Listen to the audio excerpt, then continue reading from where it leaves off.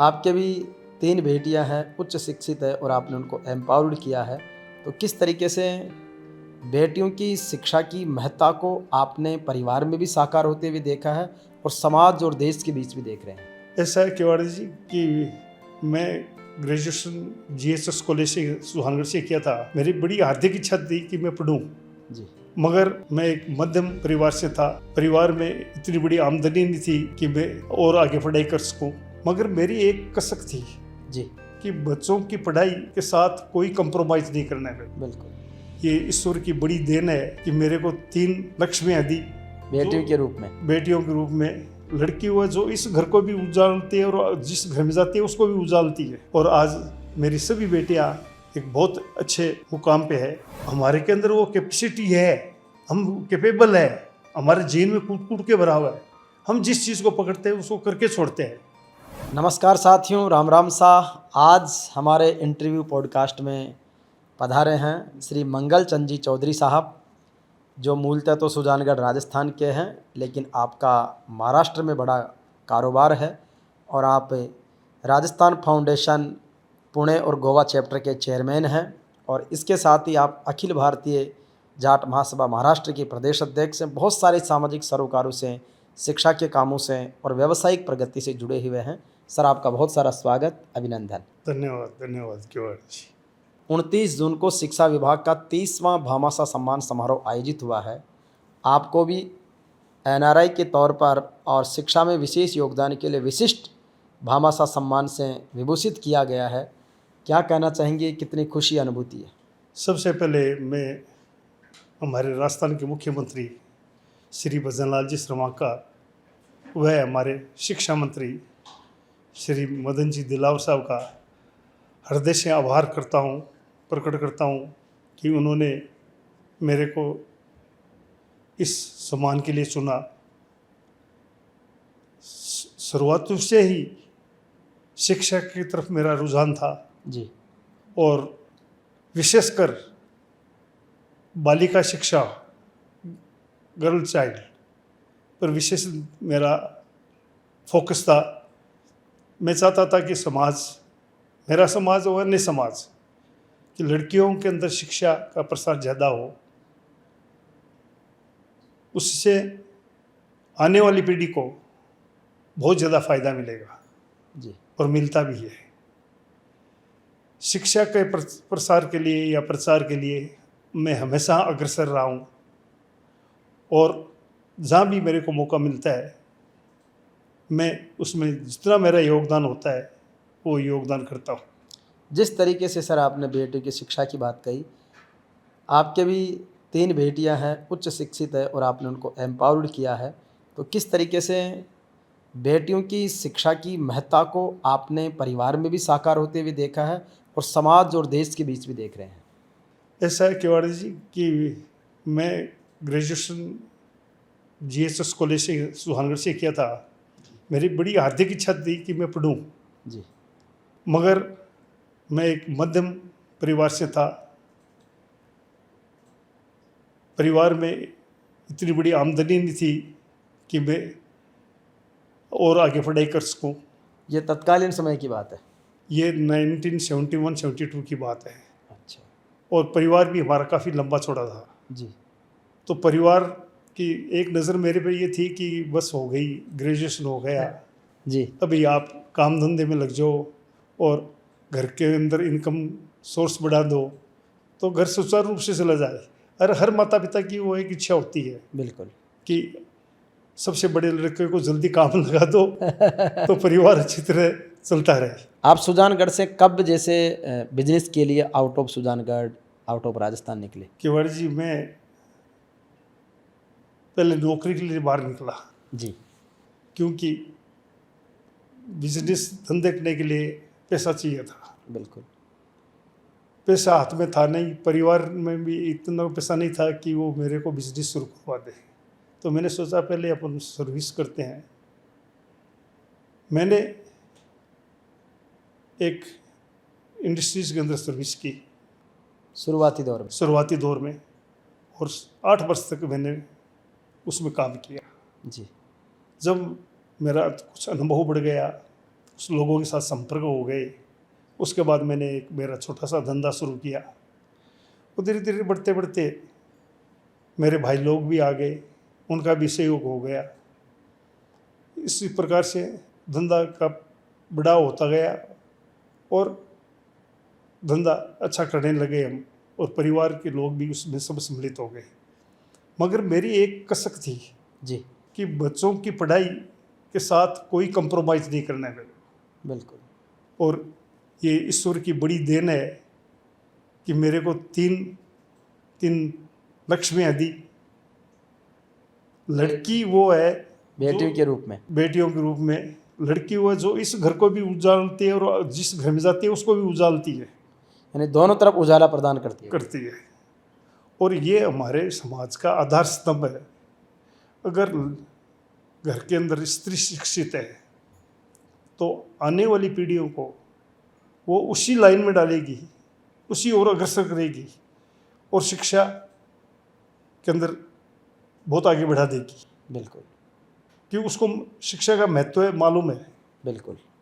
शिक्षा वो चीज़ है कि प्रकाश में कि कितना ही बड़ा तमस रहने दो, कितना बड़ा अंधेरा रहने दो समाज के अंदर, आप एक छोटा भी दिया जलाएंगे ना तो तमस को भगा देगा वो। बिल्कुल, तो शिक्षा वो आधार है जिसके ऊपर समाज, आने वाली पीढ़ियाँ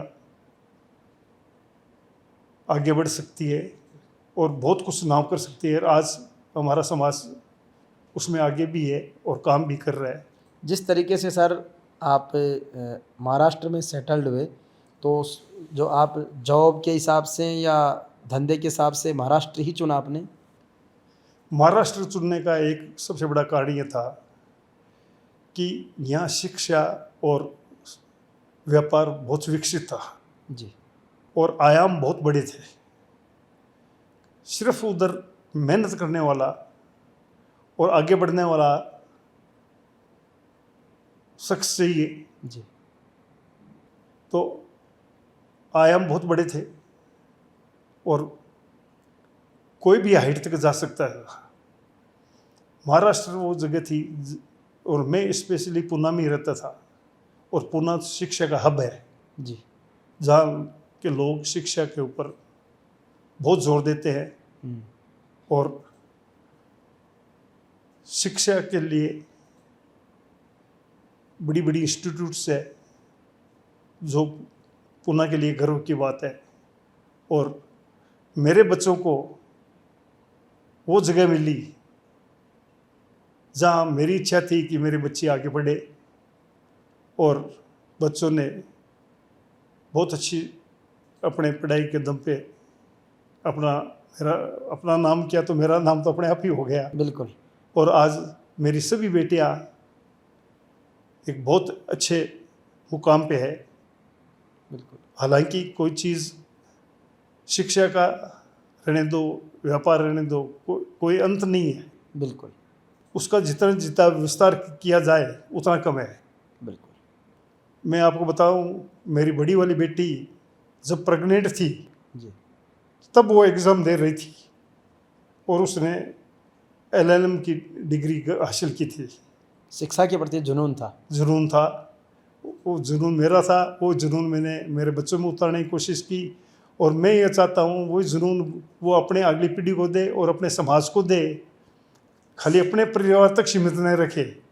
सब बात समाज की आई है सर। आपने सामाजिक तौर पर एक कार्यक्रम में मैं भी गया था, जब आपने इंटरनेशनल सेलिब्रिटी विमेन एम्पावरमेंट की पर्याय रूमा देवी जी को बुलाया, मुंबई से रामनिवास जी भाकर आए, और जिस इलाके में आपने इवेंट किया वहाँ के सारे जाट समाज के जागरूक लोग, और वो सामान्य जनमानस को भी आपने जोड़ा जिनको विकास की ज़रूरत है। तो ये सामाजिक सेवा का भाव किस तरीके से विकसित हुआ, और उसके बाद में समाज का एक बड़ा समुदाय को आपने एक विकास, व्यापार और शिक्षा के नए आयाम दिए? कि वड़ी जी ये है कि ये संस्कार मेरे को मेरे पिताजी से मिले। जी, मेरे पिताजी हमेशा समाज के लिए काम करते रहे, निस्वार्थ भाव से। उस वक्त ने अपना पूरा जीवन समाज के लिए दिया। जी, जब शिक्षा का प्रसार बिल्कुल बहुत कम था, तो उन्होंने समाज के अंदर एक नारा दिया था कि हमारी बेटियां जिस दिन अंगूठा और घूंघटा छोड़ के बाहर निकल जाएगी तो हमारा समाज बहुत आगे बढ़ जाएगा। जहाँ भी वो जाते थे वो हमेशा यही बोलते थे कि बच्चियों को शिक्षा प्रदान करो और इनको बाहर लेके आओ। वही संस्कार मैंने ग्रहण किए उनसे और उसी ढर्रे में आगे चला। शुरुआती दौर में तो कमाई के लिए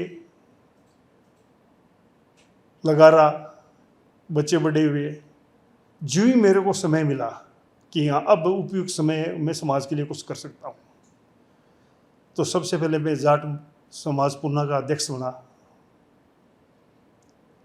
उस वक्त 2010 के अंदर जाटों को गर्व करने के लिए एक शानदार प्रोग्राम किया था, जिसके अंदर राजस्थान सेंट्रल के सभी जाट हस्तियाँ पधारी थी और पूना के लोगों को मालूम हुआ था कि पूना के अंदर जाट समाज भी रहता है और बड़ी मजबूत भागीदारी है। हाँ, बहुत बड़ी भागीदारी। और उसके बाद तो सर हम प्रगति के शिखर पर तक पहुँचे हैं, यात्रा की है, मगर शुरुआती के दिन थे वो हमारे लिए बहुत मुश्किल के दिन थे, लेकिन उसमें भी आपने शानदार काम करके हाँ हाँ।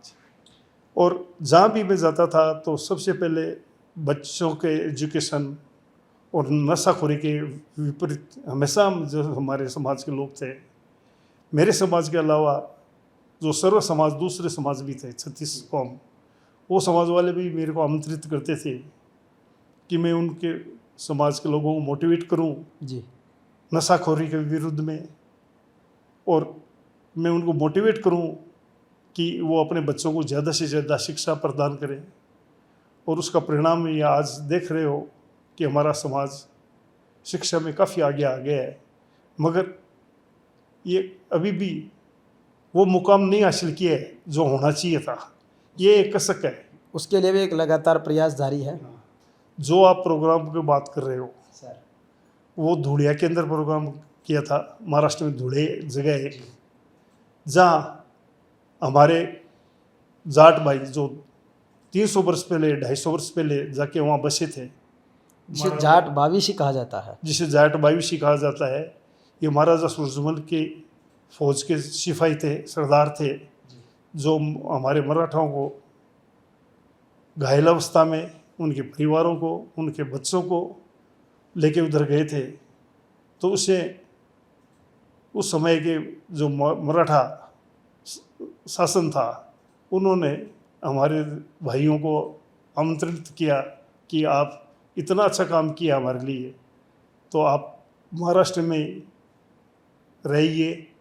उन्होंने उसके लिए 22 गांवों में जगह दी थी, जिसको जाट बाईसी कहते हैं हम जी। और वो एरिया है जो जाटों का हमारा सबसे पिछड़ा एरिया है महाराष्ट्र के अंदर। आज भी वहाँ विकास के नाम की कोई चीज़ नहीं है। तो हमने सोचा क्यों नहीं एक शुरुआत यहाँ से भी की जाए, और वो भी शुरुआत महिलाओं से की जाए।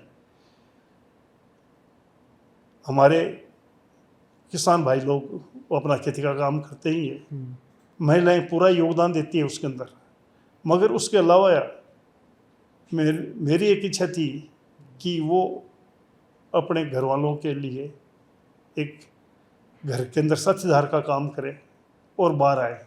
बिल्कुल आपने देखा ही होगा कि वो पहला जाटों का प्रोग्राम ऐसा था समाज के अंदर जहाँ पुरुषों से दुगुनी संख्या में औरतें आई थी। बिल्कुल आई, बिल्कुल मैं उसका साक्षी रहा हूँ। मैं रुमा बहन का बहुत बहुत आभार प्रदर्शित करना चाहता हूँ। मेरे एक बुलावे पे वो वहाँ पधारी, उसने बहुत शानदार मोटिवेट किया। अभी उधर हमारे भाई नैनेश्वर मान है, जिन्होंने 20-25 औरतों को चिन्हित किया है और उनको रुमा देवी से हम जोड़ रहे हैं, रुमा फाउंडेशन से, ताकि वो आगे जाके अपने घर के लिए एक सार्थक काम कर सके बहुत बढ़िया। और समाज की दूसरी के लिए भी, औरतों के लिए भी उदाहरण बने ये मैं हमारे समाज की बात नहीं कर रहा हूँ, मैं उस ग्रामीण क्षेत्र की बात कर रहा हूँ, उन औरतों की बात कर रहा हूँ जो आज भी बहुत पीछे हुए। इस माध्यम से वो थोड़ा आगे आए और थोड़े समर्थवान बने बिल्कुल। और बराबर का हिस्सेदारी निभाई, ये मेरी मूल इच्छा थी। सर, जिस तरीके से आपने अखिल भारतीय जाट महासभा के प्रदेश अध्यक्ष के नाते महाराष्ट्र के अलग अलग जिलों में उसका विस्तार भी किया है, तो किन किन मुद्दों को लेकर के समाज को और विकसित और समृद्ध बनाने के प्रयास चल रहे हैं? केवड़ा साहब, हम हमारा समाज जो पहले से महाराष्ट्र में बसा हुआ है, उसके बाद में जो हम लोग माइग्रेट हुए थे, जी। तो कोई बड़ा बिजनेस नहीं था, सब लोगों ने एक छोटी छोटी नौकरियों से शुरुआत की थी। बिल्कुल। मगर हमारी कौम के पास सच्चाई है, हम मेहनती हैं और ईमानदार हैं। इसी की बदौलत हमारा समाज आगे बढ़ा। आज पुणे में हम किराना के अंदर, कपड़े के अंदर, मार्बल के अंदर एक मजबूत स्थान रखते हैं। हमने कोशिश की कि हमारे जितने भी भाई लोग हैं उनको हम संगठित करें, उनको एक मंच के साथ में लेके आए और एक दूसरे का सहयोग करें। उसके लिए हम अलग अलग जगहों पे प्रोग्राम करते रहे। नागपुर में किया था, विदर्भा में किया था, और जहाँ जहाँ भी जाट भाई बसता था महाराष्ट्र में, हमने, मेरी पूरी टीम ने वो हर जाट से संपर्क किया। चाहे वो गढ़चिरौली के नक्सलवादी क्षेत्र में भी था तो भी हम जाके मिले, चाहे वो चंद्रपुर में था तो भी हम जाके उनसे मिले। उन जाटों को भी ऐसा लगा कि हाँ, हमारे भाई लोग हमारे को आमंत्रित करने के लिए आए हैं, तो हमको जुड़ना चाहिए था। और ये जुड़ाव की कड़ी बनती गई और कड़ी कड़ी से ये आज इतनी बड़ी चेन हो गई महाराष्ट्र में कि आज महाराष्ट्र के हर जिले में, हर प्रांत में हमारी कमेटी है, बहुत बढ़िया। हमारे लोग हैं। कोई काम के लिए उनको आप पुकारिए, हर वक्त हाजिर रहते हैं। कोविड के टाइम में हमारे नागपुर क्षेत्र ने तो इतना अच्छा काम किया था, पूना के क्षेत्र ने इतना अच्छा काम किया था हमारे भाई लोगों ने, और महाराष्ट्र शासन के साथ भी हमने बहुत अच्छा काम किया था। और महाराष्ट्र शासन ने हमारा उसके लिए एप्रिसिएशन लेटर भी भेजा था हमारे को कि कोविड के अंदर आप लोगों ने बहुत सहयोग दिया। और ये सहयोग उसी वजह से मिला कि हम सब एक छत्र के नीचे आगे थे और सब मिलके हमने वो काम किया था। सर, आपके जीवन में इस प्रगति के आधार में, बैकग्राउंड में कोई ऐसे महान पुरुषों की प्रेरणा या समय समय पर जिन्होंने आपको गाइड किया और जिन्होंने ज़िंदगी का एक टर्निंग पॉइंट दिखाया आगे बढ़ने का, तो उन लोगों का जिक्र या ऐसी कुछ घटनाओं को याद करना चाहेंगे? सर, मैं जब कॉलेज लाइफ में था तो किसान मसीहा चौधरी कुमारराम, उनसे बहुत प्रभावित था मैं जी। उन्होंने हमेशा यही बात बताई थी कि आपको आगे बढ़ना है, आपको जागरूक होना है, तो शिक्षा में तो आगे आना ही पड़ेगा।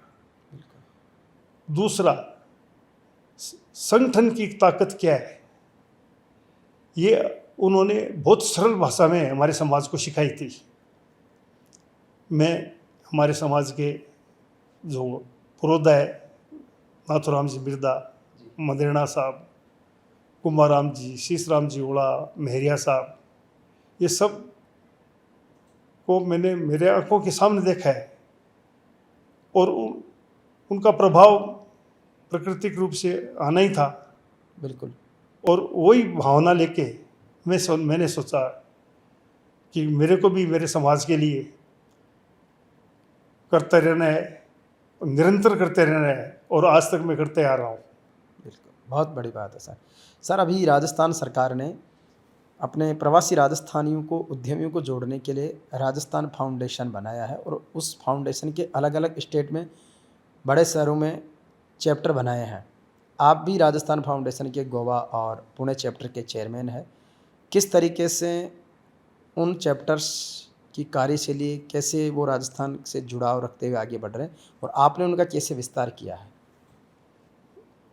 मैं वापस पुनः पुनः हमारे मुख्यमंत्री साहब भजनलाल जी का आभार प्रकट करना चाहता हूँ कि उन्होंने मेरे को एक बहुत बड़ी जिम्मेवारी दी। राजस्थान फाउंडेशन पुणे चैप्टर का अध्यक्ष और साथ में महाराष्ट्र भी दिया मेरे को, और गोवा स्टेट का भी दायित्व दिया। मेरे को मालूम था ये दायित्व कुछ छोटा नहीं है, बहुत बड़ा दायित्व है, जी। बहुत कठिन दायित्व है। मगर मैं हमेशा ही एक चीज़ में विश्वास करता हूँ कि जितने लोगों को आप जोड़ोगे, जितने हाथ बड़े जुड़ेंगे, काम उतना ही सरल होता जाएगा। उसके लिए मैंने हर समाज से,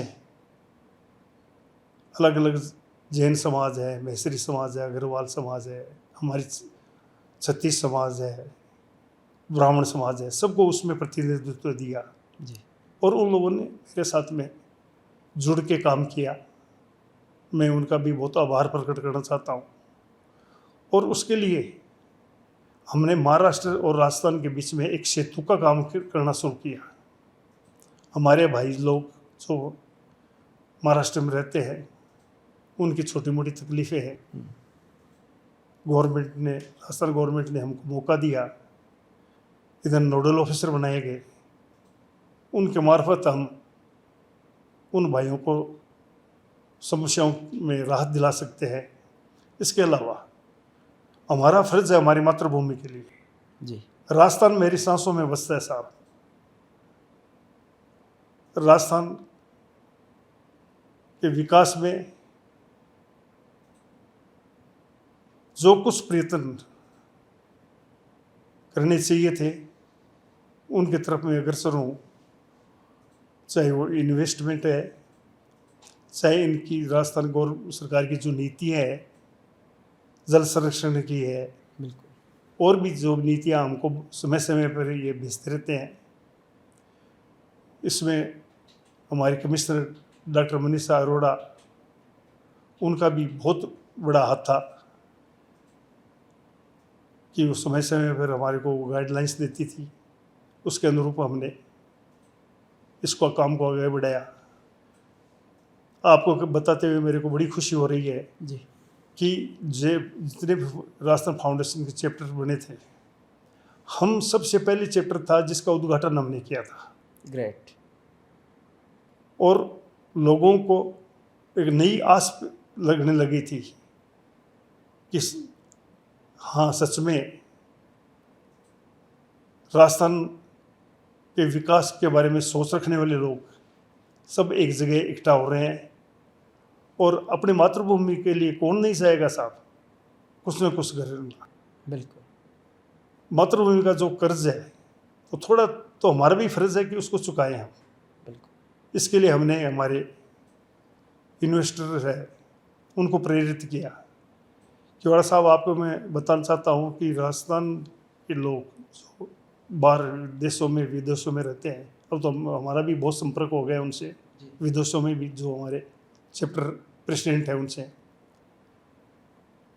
अगर राजस्थान के लोग अपने इन्वेस्टमेंट, जो भी उनके पास कैपिटल है, उसका अगर 8 से 10% ही राजस्थान में इन्वेस्ट कर दे, तो मैं बताता हूँ राजस्थान तो एक अलग ही दिखेगा आपको। बिल्कुल। और हर स्टेटों से बहुत आगे निकल जाएगा, ऐसा मेरा मानना है। और ऐसा प्रयास भी आप लगातार कर रहे हैं। प्रयास के बगैर काम होगा ही नहीं सर। प्रवासी दिवस समारोह और राजस्थान इन्वेस्ट समिट जो हुई है, राइजिंग राजस्थान हुआ है, उसमें ये चीज़ें देखने को भी मिली कि लाखों करोड़ रुपए का इन्वेस्टमेंट आया। इन्वेस्टमेंट बहुत आ रहा है। राजस्थान गवर्नमेंट भी अभी पूरी सहूलियत दे रही है। देखो सर, कोई भी आदमी अपना दो पैसा वहीं लगाएगा जब उसको मालूम है कि ये मेरा दो पैसा सिक्योर है। जी जब उसको मालूम है कि हाँ मेरा पैसा सुरक्षित है और मेरा पैसा बढ़ने वाला है। आज राजस्थान के आयाम ही बदल गए। आज राजस्थान लोग हैं बाहर जो बैठे हैं और राजस्थान के बारे में सोच रहे हैं जी और उनका नज़रिया बदल गया। उनको भी ये लग रहा है कि हाँ हमारे प्रदेश की तरफ जाना चाहिए। और आज हमारा प्रदेश की सरकार है वो आज हमारी को इतनी सहूलियतें दे रही है, उसका हमारे को फ़ायदा उठाना चाहिए। और यही पैसा राजस्थान में इन्वेस्टमेंट में आएगा तो राजस्थान का सर्वांगीण विकास होना ही होना है, ये मेरा मानना है। सर, अभी आपने राजस्थान फाउंडेशन और जैसे उसके विस्तार के साथ साथ जैसा कि आपने कहा कि मुंबई में भी आपने अपने चैप्टर का एसोसिएशन का और कार्यकारिणी का विस्तार किया है, तो वहाँ किन लोगों को किस तरीके से जोड़कर आगे बढ़ा रहे हैं? मैं मेरे समाज की बात करता हूँ तो हमारे ने जैसे राजस्थान के अंदर अलग भूभाग है। जी मेवाड़, मारवाड़, हड़ौती, ढूंढाड़, मारवा, ब्रज, शेखावाटी। शेखावाटी, उसी हिसाब से महाराष्ट्र में अलग अलग भूभाग है। जी विदर्भ है, मराठवाड़ा है, पश्चिमी महाराष्ट्र है, बॉम्बे रीजन है, कोंकण रीजन है। तो हमने पहले तो इनकी बड़ी बड़ी कमेटियां बनाई उन क्षेत्रों की। जी उसी प्रक्रिया में अभी अभी हमने मुंबई की एक नई कार्यकारिणी घोषित की है और उसका अध्यक्ष हमने राम निवासी भाकर को बनाया है, उपाध्यक्ष राकेश चौधरी को बनाया है, सचिव स्वर्ण सिंह गुड़ेरिया को बनाया है, फिर न्यू बम्बई का अध्यक्ष पवन कुमार जी को बनाया है। तो ये कमेटियों का विस्तार किया है। जो लोग समर्पित भाव से हैं, समाज के लिए काम कर रहे हैं, उन लोगों को ज़्यादा से ज़्यादा जोड़ने का काम किया है। युवा अध्यक्ष है हमारे जानी जी, वो लगन से काम करते हैं जी। और ये जुड़ाव को मैं चाहता हूँ कि घर घर तक पहुँचे और हर आदमी को, हमारे समाज के व्यक्ति को ये लगे, हमारे भाई को, कि हाँ कोई लोग तो बैठे जो हमारे बारे में सोचते हैं, बिल्कुल हमारे हितों के बारे में सोचते हैं और हमारी शिक्षा के बारे में सोचते हैं, हमारे समाज की चीज़ों के लिए सोचते हैं। उसी कड़ी के अंदर समाज समय समय पर परिचय सम्मेलन भी करता है, युवा सम्मेलन भी करता है और अलग अलग क्षेत्रों में हमने विदर्भा के अंदर अलग प्रोग्राम भी किया था।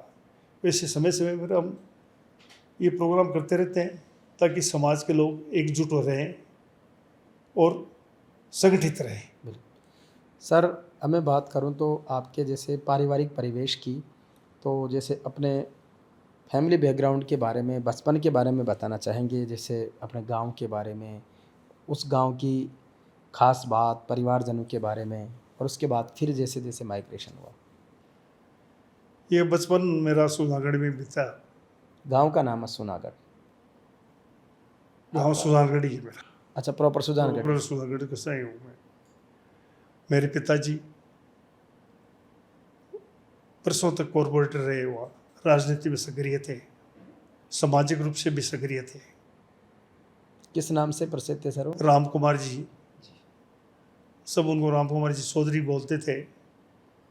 और समाज के हर काम में उनकी हिस्सेदारी होती ही होती थी।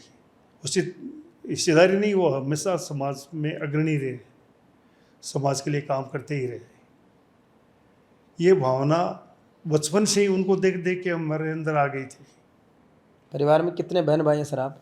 हम 8 बहन भाई थे, 4 भाई 4 बहन है।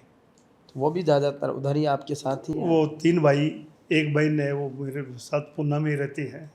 मेरी 3 बेटियों का परिवार पुणे में है, मेरी भांजियों का परिवार पुणे में है, मेरे भांजों का परिवार भी पुणे में है। क्योंकि शुरुआत तो किसी न किसी को करनी ही होती है। बिल्कुल, तो उसकी लीडरशिप आपने कर ली। तो वो शुरुआत ईश्वर ने मेरे को प्रदान की, उसे एक से एक कड़ी जुड़ती आप गई। जोड़ते चले। किस टाइप का बिजनेस है सर आपका? मैं पैकेजिंग मटेरियल में काम करता हूँ, अच्छा। और अब तो हमारी जो आने वाली पीढ़ी है वो तो ज़्यादातर सर्विस के अंदर ही है। मेरे भाई का लड़का एक सी है, और एक भाई का लड़का है वो अपना बिजनेस करता है, कोई ट्रांसपोर्ट के अंदर है। पर मेनली ज़्यादातर मेरी बेटी है, मेरी भांजियाँ हैं, सब सर्विस करती है और अच्छे मुकाम पे है। बिल्कुल। तो आपके पास सर्विस, बिजनेस और ट्रांसपोर्ट और अलग अलग प्रोडक्टिव वर्क है सारे, हाँ जी। तो सब फील्ड को कवर कर रखा है। सर, सामाजिक तौर पर आप देख रहे हैं कि हम बिजनेस में, एडमिनिस्ट्रेशन में, नौकरियों में, अन्य चीज़ों में बढ़ रहे हैं। एक सामाजिक सरोकारों के तहत मीडिया का एक बड़ा वैक्यूम है। हम कोशिश कर रहे हैं कि जेवीपी मीडिया ग्रुप के माध्यम से इसको करें, तो ऐसी मुहिम को, चाहे वो पॉडकास्ट हो, प्रोग्रामिंग हो, इवेंट हो या ब्रॉडकास्टिंग हो, कैसे देखते हैं? बड़े जी, हमारे समाज की सबसे बड़ी कमजोरी ये थी कि लेखन हमारा नहीं के बराबर था। जी। हम हमारे कामों को लोगों को दिखा ही नहीं सके। हमारे समाज में इतने बड़े बड़े लोग, इतने इतने बड़े पराक्रमी लोग हुए थे। उस लेखन से ही आज के टाइम में मीडिया है। तो मैं आप सभी भाइयों को बहुत बहुत साधुवाद देना चाहता हूँ कि इस श्रृंखला में आप लोगों ने बहुत बढ़ चढ़ के इतना काम किया है, और उम्मीद है इस काम को आप शिखर तक लेके जाएंगे। और आप पे तो मेरे को बहुत विश्वास है कि आप करके दिखा देंगे। उसके बगैर अगर आज के समाज में, आज के टाइम में अगर मीडिया आपका कमज़ोर है, आप अपनी सही चीज़ है, सही पहचान है, उसको लोगों तक नहीं ले जा सके, तो लोगों को समझ में नहीं आएगा कि आप कौन सी समाज से हो और क्या आपका कारोबार है, क्या आपका कारोबार है। बिल्कुल। तो उसके लिए मैं पुनः आपको साधुवाद देता हूँ कि इस क्षेत्र के अंदर अब हमारे भाई लोगों जागरूक हुए हैं, और जिस चीज़ को हम पकड़ लेते हैं उसको तो करके ही छोड़ते हैं, और ये उम्मीद आपसे है कि आप करके ही छोड़ोगे। किस तरीके से सर जीवन में कुछ ऐसे, जैसे किसी को फिल्म देखने का शौक़ होता है, किसी को संगीत सुनने का होता है, किसी को खेल का होता है, किसी को घूमने का होता है, तो आपकी भी कोई विशेष हॉबी ऐसी रही है?